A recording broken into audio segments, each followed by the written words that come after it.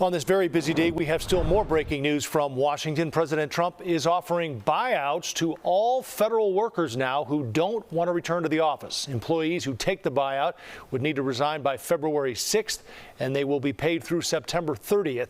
CBS News is reporting the White House believes 1 out of every 10 federal workers will take the buyout.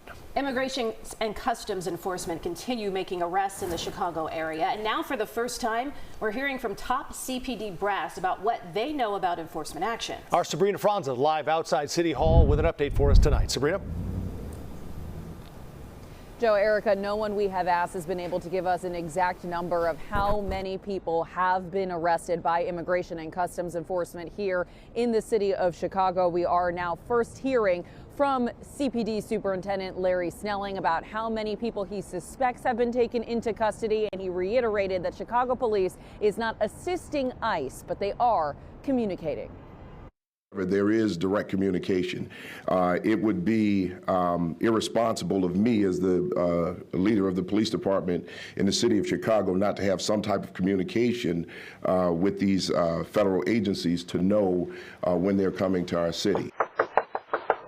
He confirmed there have been many people arrested during immigration enforcement actions so far, including in the nearby suburbs. It's still not clear what crimes they're accused of doing. We don't have an exact number of Chicago people who have been detained, but what I can tell you is that the number in the Chicagoland area exceeds 100. Can you step out for a second? We just had a couple questions. Mayor Brandon Johnson had strong words for the mass deportations so many Americans voted for.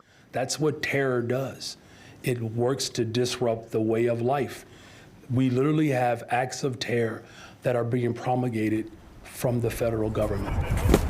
A response to immigrant communities living in fear. Even food banks report changes to their clientele. It could be because people are afraid of, because Immigration and Customs Enforcement is here in Chicago. They've made it pretty clear that they are here. So some people are a little bit worried. Steve Wiley is the pantry manager at the Pilsen Food Pantry. They serve 30 to 35,000 people a year, open 5 days a week. Based on average numbers, on a nice day, we are down over the last couple of days. We usually easily break about 120 for a 3-hour period that we're open.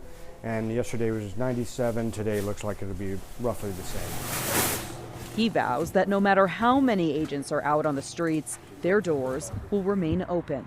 We support the community, and we support anybody that is in need in our community or what we consider the community of Chicago. So that's anybody here. We won't close down. You know, we never closed down during the pandemic, so we have no intention of closing down just because immigration is in town.